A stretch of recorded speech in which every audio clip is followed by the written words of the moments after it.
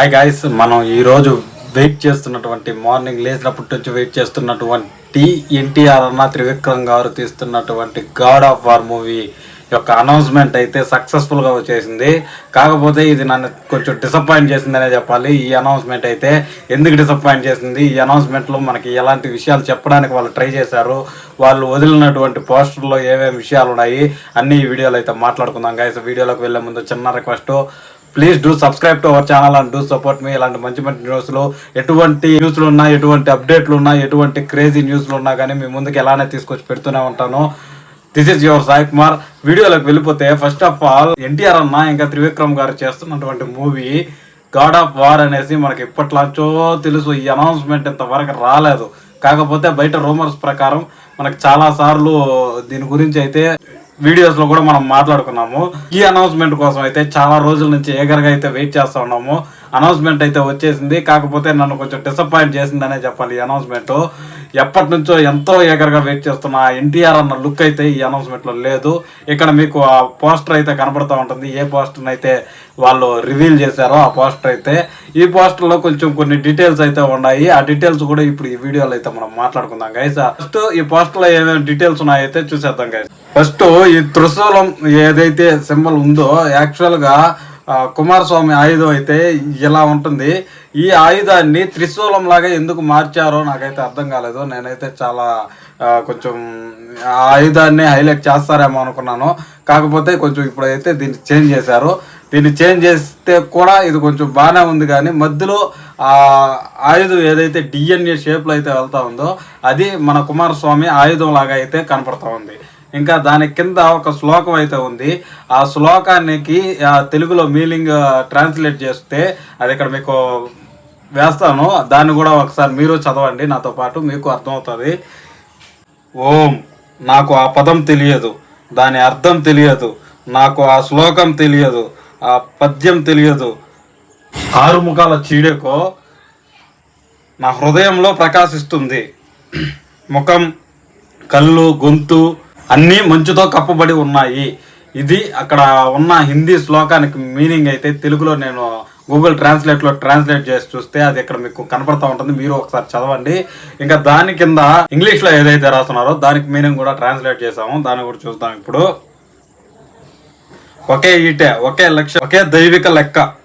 ఇది దానికి మీనింగ్ అయితే కింద ఉన్న దానికి. నాకు తెలిసినంత మేరకి మోస్ట్లీ ఇది సుబ్రహ్మణ్య స్వామి మీదే బేస్ అయి ఉండే మూవీ అవ్వచ్చు. కాకపోతే ఎన్టీఆర్ అన్న ఫుల్ లెంత్ సుబ్రహ్మణ్య స్వామి రోల్ అయితే చేయట్లేదు.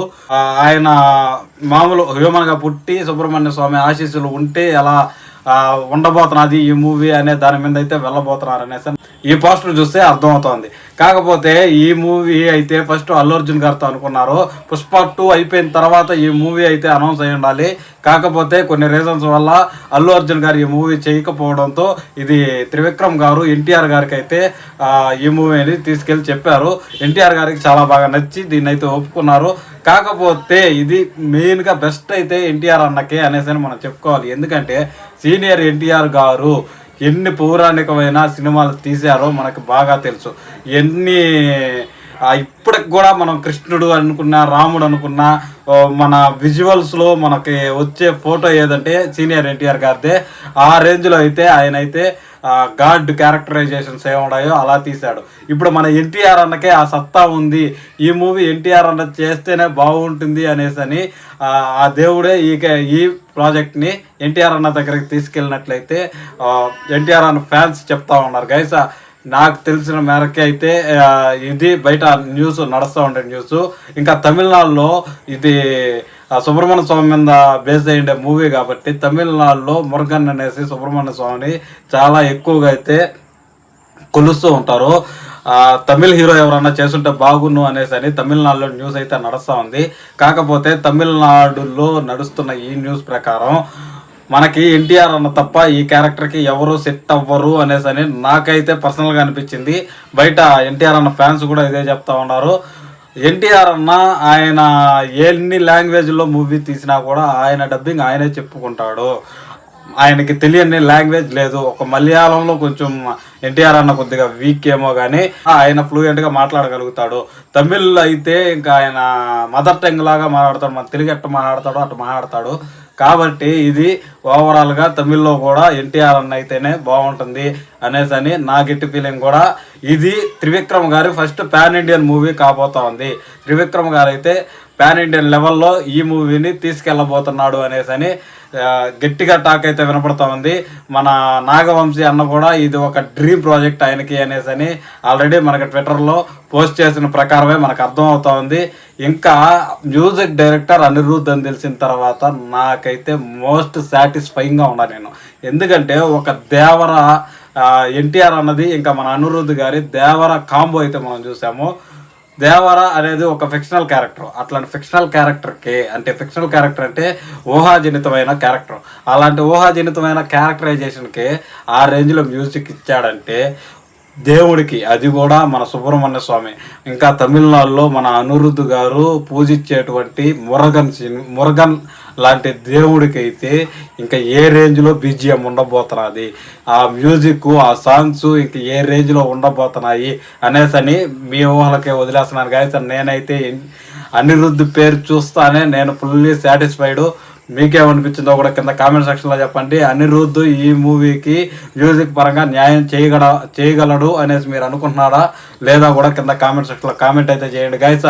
ఓవరాల్గా ఈ మూవీ పట్టాలెక్కేదానికైతే కొంచెం టైం పడుతుంది. ఎందుకంటే ఇప్పుడు త్రివిక్రమ్ గారు ఆదర్శ కుటుంబం అనేసి వెంకటేష్ గారితో తీస్తున్న సినిమా ఏదైతే ఉందో అది కొంచెం సిమిలర్గా బ్లాస్ట్ జోన్ అనేసి అని అర్జున్ గారు తీశారు కదా, ఆ మూవీ లాగా కొంచెం సిమిలర్గా సీన్లు అయితే ఉన్నాయి అనేసి అని దాన్ని చేంజ్ చేయడానికి ఇప్పుడు మళ్ళీ షూటింగ్ అయితే స్టార్ట్ చేశారు. ఆ మూవీ షూటింగ్ కంప్లీట్ అవ్వాలి.